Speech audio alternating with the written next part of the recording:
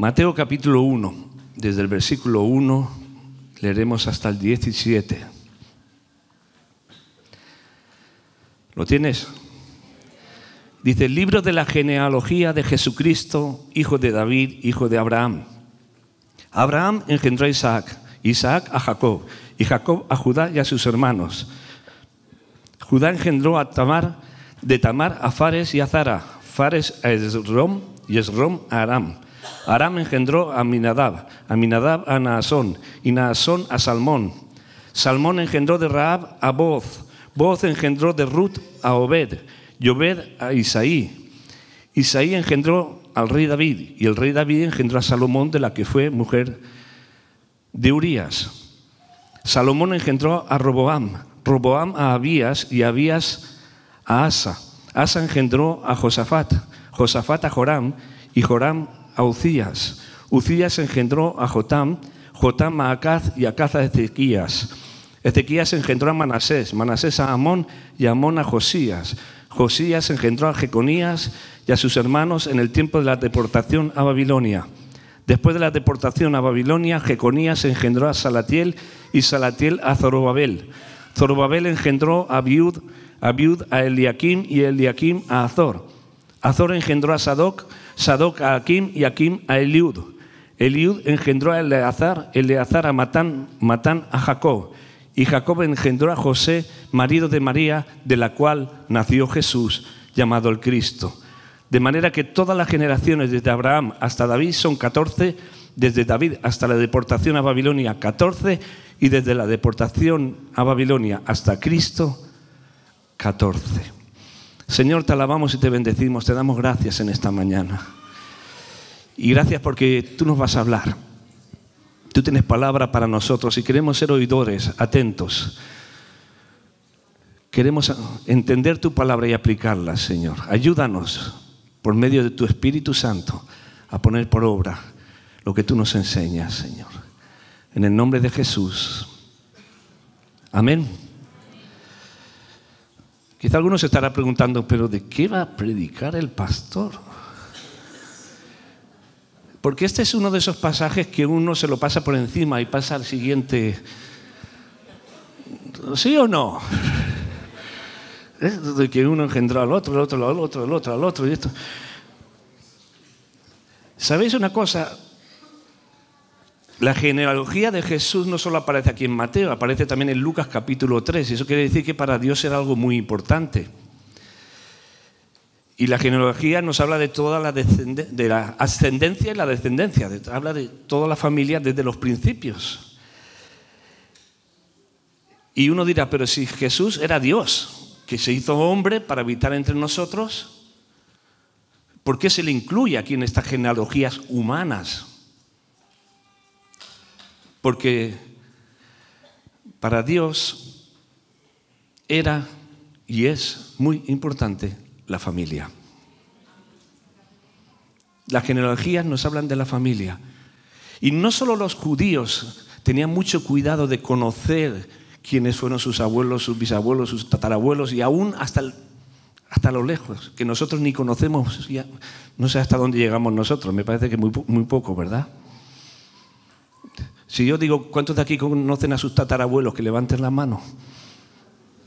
Digo de conocer, no de vista, porque no creo que estén vivos, pero de haber oído, saber de él.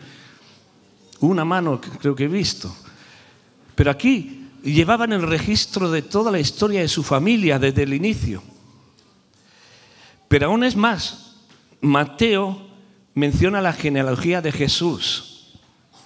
Y la menciona comenzando desde Abraham, porque en Abraham comienza la historia de Israel, del pueblo de Israel, ¿verdad? Abraham, el padre de la fe, del cual luego viene Isaac, Jacob y las 12 tribus.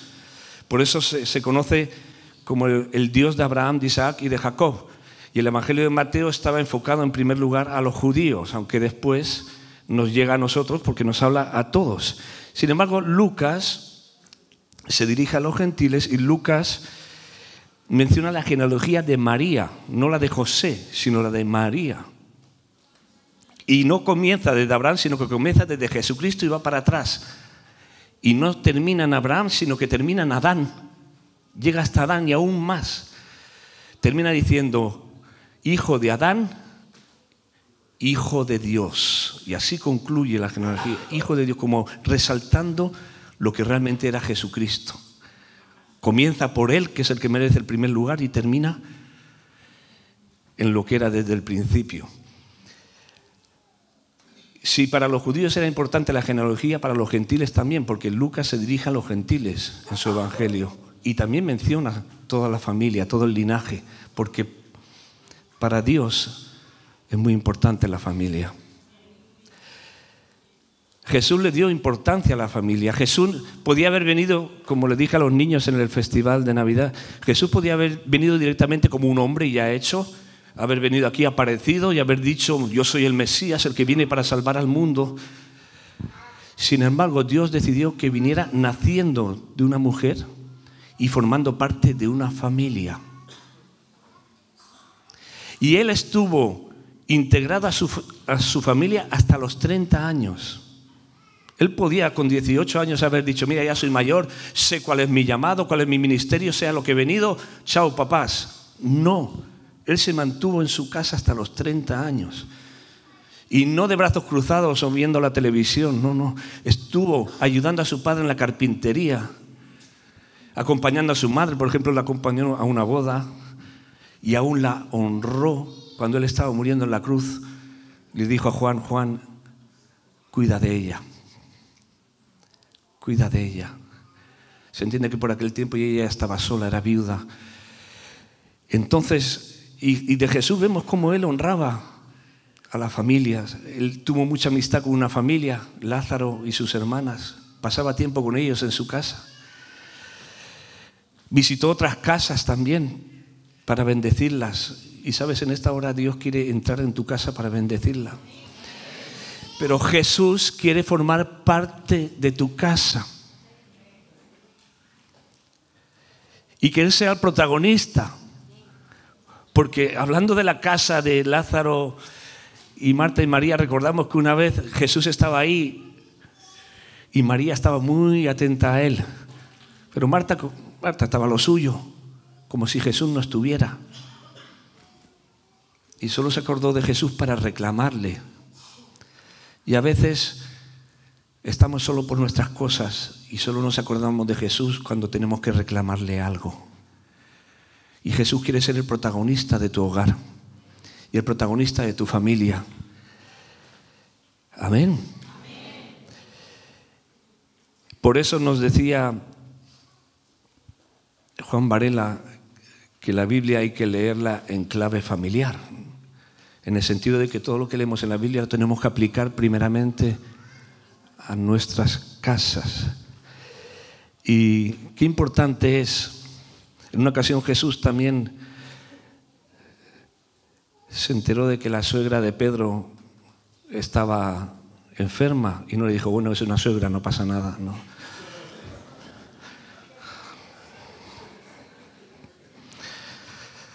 Los más malos dicen que por eso Pedro luego le negó, ¿no? Porque había sanado a su suegra, pero no.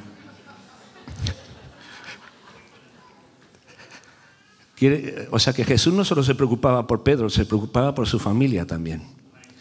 Y así hay detalles que nos van haciendo entender. Cuando vio a aquella mujer en el pozo, se interesó por su familia. Oye, di a tu marido que venga. Claro, él sabía ya toda la historia familiar que ella tenía, dolorosa, y él quería hacer un milagro en su vida y en su familia, porque si se enfocó en ese tema era porque ahora quería que ella solucionara la solución en la que estaba viviendo en ese momento, porque en ese momento estaba viviendo junto a un hombre sin estar casada y tenía que solucionar ese tema. Y porque Jesús se preocupa por la familia. Él quiere que nuestras familias funcionen bien. Amén. Si se preocupó Dios de mostrar las dos genealogías, tanto la de José como la de María, fue porque para Él era y es muy importante que todos nosotros nos sintamos ubicados en una familia. Aparte de ubicarnos en esta familia preciosa de la iglesia, que eso también está muy bien y es necesario, pero la primera familia es nuestro núcleo familiar, nuestro matrimonio y nuestros hijos. Y si no estamos casados, pues nuestros padres.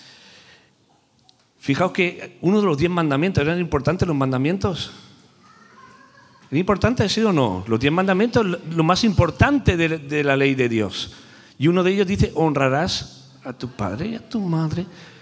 Y es el primer mandamiento con promesa para que te vaya bien y se alarguen tus días. ¿Cuántos quieren morir pronto?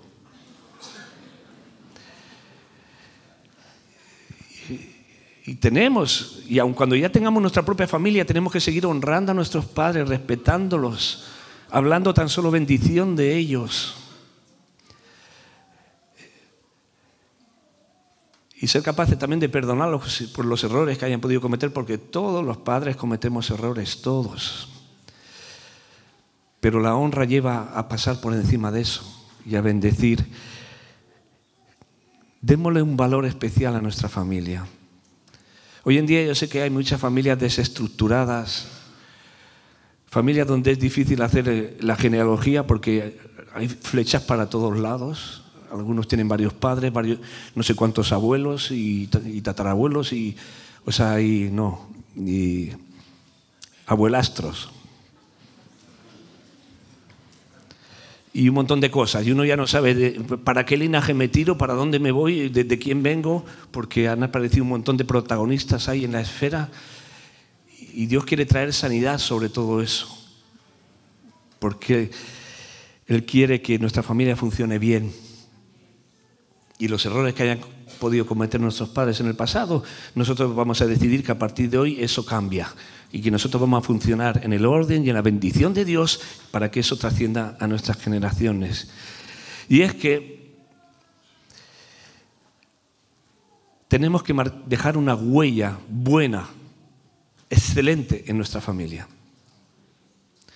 Fijaos que cuando Mateo menciona la genealogía, comienza diciendo Jesucristo, hijo de David, hijo de Abraham. Y luego pasa a mencionarlos a todos uno por uno, pero primero dice hijo de David, hijo de Abraham, porque tanto Abraham como David fueron dos referencias en la trayectoria de la familia de la cual luego nacería Jesús. Abraham marcó un antes y un después. Si conocemos la historia, vino el diluvio, destruyó casi todo. Hubo un nuevo comienzo con Noé, pero la cosa otra vez se estropeó. Se juntaron para construir una torre, la Torre de Babel, porque querían llegar hasta Dios. Dios los tuvo que confundir en lenguas y separarlos, cada uno se fue a su lado. Y uno de los que se dispersó por alguna parte por ahí fue el padre de Abraham. Y a un sitio pagano y lejos. Y de ahí se le murió un hijo, se fue a otro lugar, se le murió el otro hijo y quedó Abraham. Y entonces a Abraham Dios le dice, sal de ahí, de ese lugar, y regresa, vuelve a la tierra prometida, la tierra que yo he prometido a mi pueblo.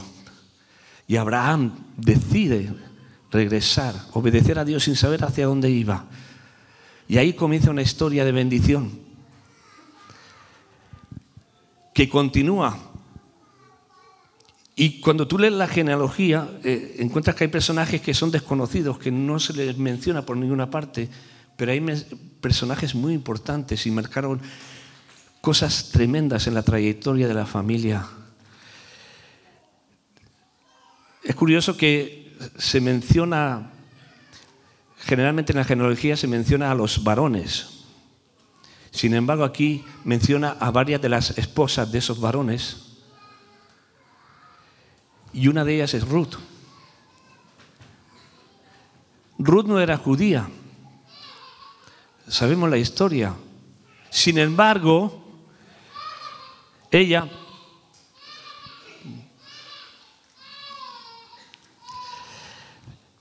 decidió renunciar a sus ídolos, a la cultura de su país pagana, y decidió incluirse en el Dios de Noemí y en el pueblo de Noemí.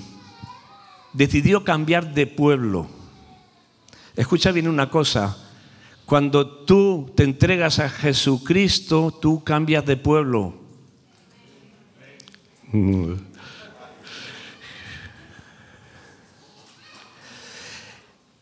Ruth marcó, sin haber sido judía, decidió ser de las que marcó la diferencia en la historia de la genealogía de Jesús.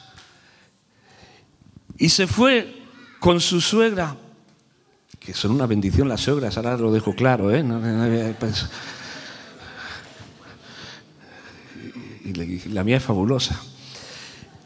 Se fue con su suegra y no solo se fue a la tierra de su suegra, sino que decidió casarse con un judío y que además era mucho mayor que ella. Era una joven viuda y él era mucho mayor,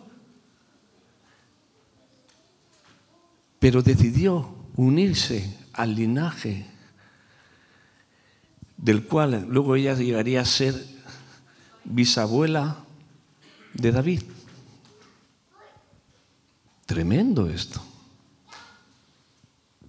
Ella marcó una diferencia porque decidió tomar una decisión que su hermana no la tomó. Su hermana dijo: yo me vuelvo a mis dioses y a mis ídolos y a mis... Ella decidió seguir. Y ahí tenemos a David, y ahí tenemos toda una serie de gente que marcó un antes y un después en la historia de esa familia. Gente que dejaron huella. Y es que todos nosotros podemos dejar huella en nuestra familia, tanto positiva como negativa. De hecho, todos dejamos una huella. David fue valiente. Él decidió aceptar cambiar de ser pastor de ovejas a ser el pastor de Israel, del pueblo de Dios. Y obedeció a Dios y Dios lo usó para levantar un reino grande. Fue un adorador tremendo. Tenemos unos 71, 72 salmos, creo que son de David en la Biblia. Y él marcó una diferencia, pero también los errores que cometió, y todos sabemos que los errores que cometió trajeron consecuencias luego en su descendencia, porque ya sus hijos ya no actuaron de la misma manera. Un hijo se rebeló y acabó muriendo, el otro violó a su hermanastra, y hubo un montón de cosas ahí a pesar de que David se arrepintió, porque el pecado trae consecuencias. Pero Dios trae sanidad en la siguiente generación, si está dispuesto a renunciar a eso. Por eso qué importante es que pensemos no solo qué influencia hemos recibido de nuestros antecesores, para en un momento dado lo malo renunciarlo en el nombre de Jesús, cortarlo y decir: a partir de ahora esto ya no sigue en mi familia. Porque hay muchas cosas que hay que cortarlas ya. Perdonar a los que cometieron los errores en el pasado. Perdonarlos y decir: ya corto con toda la herencia que hemos estado recibiendo esta familia, que no ha sido de bendición sino de maldición. Porque en Cristo se rompe toda maldición. Pero lo tenemos que confesar y tenemos que renunciar en el nombre de Jesús. Y si vemos que hay maldiciones que se han estado transmitiendo por generaciones, tenemos que decir: no, en Cristo ahora mismo yo decido que esto se corta, renuncio en el nombre de Jesús y se acabó.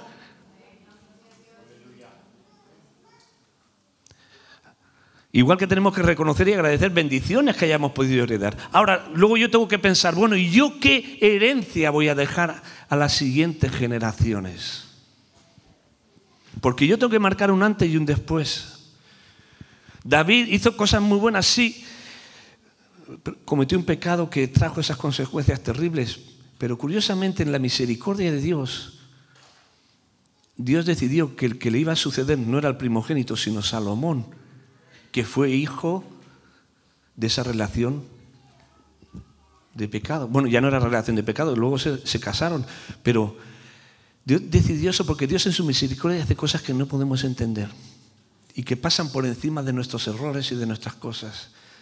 Ahora, Salomón, ¿qué pasó? Salomón empezó muy bien, Continuó muy bien, pero terminó fatal. Terminó muy mal. Y la consecuencia es que cuando él murió, el reino de Israel se dividió en dos. El reino del norte, el reino del sur. Vivieron separados. La mayoría de los reyes, en el reino del norte todos los reyes fueron malos, hicieron lo malo delante del Señor. En el reino del sur apenas unos pocos reyes hicieron lo bueno. La mayoría hicieron lo malo, hasta que el reino del norte fue hecho cautivo por los asirios y el reino del sur fue hecho cautivo por Babilonia. ¡Qué triste! Por eso la genealogía se cuenta hasta la cautividad y después de la cautividad, porque eso fue como un paréntesis en la familia. Tiempo de cautividad. Hasta que la cosa fue restaurada porque vino alguien que decidió cambiar todas las cosas y que decidió nacer a través de ese linaje, compuesto por personas que no eran perfectas ninguna, pero que fueron usadas por Dios para traer algo, traer una bendición a ese linaje. Por eso Dios le había prometido a Abraham: en ti serán benditas todas las familias de la tierra. Ahora yo me pregunto, ¿qué bendición quieres dejar tú a tu descendencia? ¿Qué huella quieres dejar tú para los que te sigan?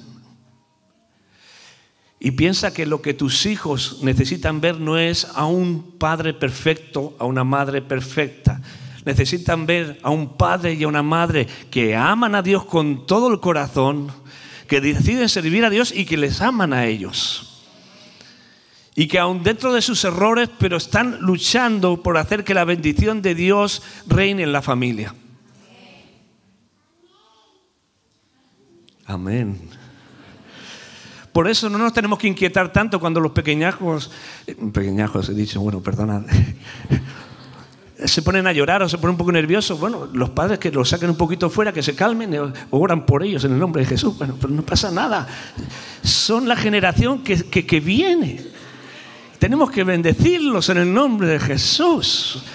Porque a veces este niño y lo sugieren, no hacen nada.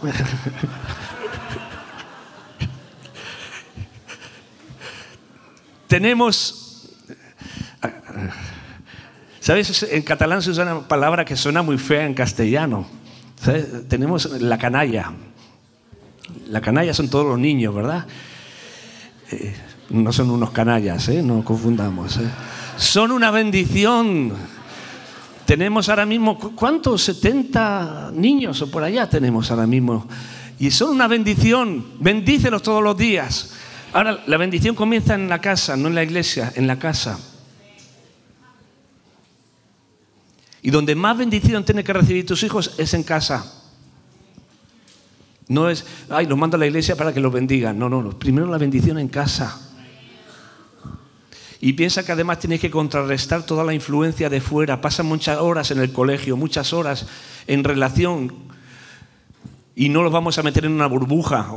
No, tienen que confrontar la realidad, pero nosotros estamos ahí para ayudarles. Y para que sepan creer en Dios en medio de todo eso y sepan defender a Jesús y predicarlo a sus compañeros y no avergonzarse. Pero ¿qué legado dejamos nosotros? ¿Qué bendición dejamos a las siguientes generaciones? Cada uno de nosotros ha de desear que la trayectoria de nuestra familia se enfoque en Dios, en el camino de Dios, en la voluntad de Dios. ¿Lo queremos o no? Y los máximos responsables somos los padres. Y entendamos esto. Una vez visitaba a un hombre hace ya años para animarlo y decirle, hace tiempo que no lo veo, que viene por la iglesia, ¿cómo está? Y dice, no, yo ya sé que no voy por la iglesia, pero ya a mis hijos les digo que vayan. Digo, pero usted piensa que si usted no va, sus hijos van a querer ir. Usted tiene que dar el ejemplo y ser el primero. Ahora, hablo de la iglesia, se entiende que ese hombre no solo no iba a la iglesia, sino que ni oraba, ni leía la Biblia, ni juntaba a los hijos para hacer oración. para hacer el culto familiar. Entonces, es muy importante lo que nosotros transmitamos a los que nos siguen. ¿Sí o no? Amén. Y hay otra cosa importante, y es que hemos de entender el tiempo que nos está tocando vivir. Porque dentro de nuestra familia, desde que comenzó en los principios, a nosotros nos ha tocado vivir un tiempo determinado. Y Dios tiene un cuidado de los tiempos tremendo. Dice que desde las generaciones de Abraham hasta David fueron 14. Calculado, 14 generaciones. Desde David hasta la cautividad, otras 14. Y desde después de la cautividad hasta Jesús, 14. O sea, clavado, 14 generaciones, ni una mano. Digo, ¿y por qué esa exactitud? Porque Dios tiene todo bajo control. La cuestión es que nosotros sepamos entender qué tiempo nos ha tocado vivir y qué es lo que nosotros tenemos que hacer en este tiempo. Abraham fue introducido en un cambio de tiempo total, absoluto. Iba a haber un cambio de la historia. Y él entendió su tiempo, porque él entendió ya es el tiempo de salir de donde estoy e ir a donde Dios me está llamando. David entendió que ya era el tiempo de dejar a las ovejas al cuidado de otros y centrarse en lo que Dios le había llamado, en ser rey de Israel. Los discípulos entendieron que era ya tiempo de dejar la pesca, o de dejar la contabilidad, de dejar lo que estaban haciendo para entregarse por completo a la obra de Dios y al levantamiento de la iglesia. Era el origen de la iglesia. Y yo me pregunto, ¿tú estás entendiendo qué es lo que Dios te está pidiendo en este tiempo? ¿Qué es exactamente lo que Dios quiere que tú hagas en este tiempo para marcar una huella en la historia de tu familia y de la familia de Dios? Necesitamos orar cada uno de nosotros para que Dios nos traiga entendimiento. ¿Qué es lo que quieres? No quejarnos de hay que ver qué tiempo nos está tocando vivir, qué difíciles son. Mira, hay que dar gracias a Dios porque Dios tiene todo bajo control. Si Él es nuestro Dios, Dios nos va a llevar adelante en medio de los tiempos y de todo lo que esté pasando. La cuestión es que yo haga lo que tengo que hacer. Cuando Pablo lo estaban llevando a Roma, iba en el barco y iban a salir a embarcar hacia otro lugar. Y Dios le había mostrado bien claramente a Pablo que iba a haber una tormenta impresionante y que el barco se podía hundir. Y Pablo les avisó, oye, no sería conveniente que salgamos ahora porque viene una tormenta muy fuerte y podemos anegar. No le hicieron caso. Pablo podía haber dicho, bueno, pues yo me quedo. Dirá, claro, pero iba a ser juzgado. Pero él podía haber buscado muchas formas de decir, no, yo ir ahí en el barco para hundirme. No. Pablo tenía muy claro que él tenía un propósito en el barco. Él no estaba simplemente de viaje, él tenía un propósito de cumplir en el barco. Y gracias a su intervención todos se salvaron, porque si no hubieran muerto todos ahogados. Y en el barco en el cual tú estás montado, tú tienes un propósito para con los que te rodean. Tú puedes decidir apearte del barco y decir, no, yo ya no quiero tanto problema, yo ya no quiero tanta cosa, yo mejor me busco otro barco. No, porque con eso estarás haciendo que toda esa gente que tienes alrededor se hunda y se muera. Eso es lo que tú quieres. Entiende el propósito de Dios. ¿Por qué estoy en este barco? ¿Por qué estoy? ¿Con qué objetivo? ¿Qué es lo que Dios quiere de mí? Ahí llegan a una isla y parece que están de paso. Pero Pablo siempre estaba atento. ¿Qué es lo que quieres ahora? Y mientras está haciendo una hoguera y él está colaborando porque Pablo no paraba, ¿verdad? Siempre estaba haciendo algo. Y va una víbora y le muerde. Si eso nos pasa a nosotros, Señor, encima que te estoy sirviendo, encima que he decidido hacer el viaje y encima me pasa esto.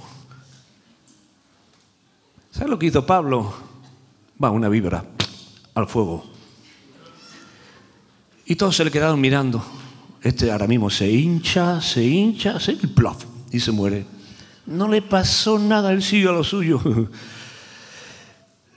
¿Y qué nos pasa a nosotros? Porque en la trayectoria van a haber muchas víboras y muchas cosas, van a haber muchas. No, si te conviertes al Señor, todos serán ángeles y águilas y palomitas. Y víboras y espinas y de todo. Pero si estoy en Cristo, va, una víbora. Sí, sí.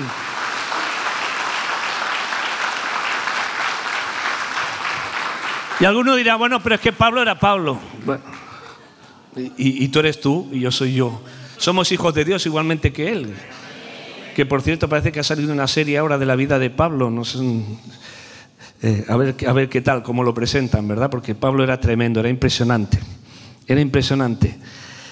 Entonces, sepamos entender lo que estamos viviendo, lo que Dios quiere de nosotros y marquemos una huella, marquemos un antes y un después. Tanto en nuestra familia, como en los que nos rodean, como en la iglesia.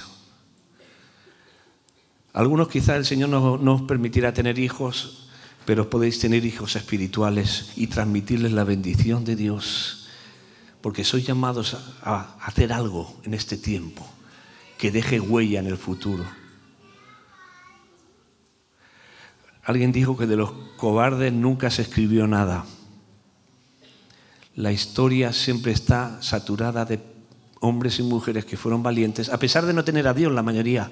Nosotros que tenemos a Cristo y al Espíritu Santo, creo que mucho más podemos decir, voy a marcar una diferencia. Voy a marcar un cambio en mi casa, en mi familia, en mi linaje, en mi descendencia, en mi trabajo, en mi comunidad. Porque somos llamados a sanar en el nombre de Jesús esta tierra que está tan infectada por el pecado. Ser influencia. Ser influencia. Que no hace falta estar subido en la política para ser influencia. Podemos influenciar de muchas maneras. Pero influencia positiva. Cuidarnos de las influencias que podamos recibir y transmitir influencia de bendición a los demás. Amén. ¿Estamos dispuestos?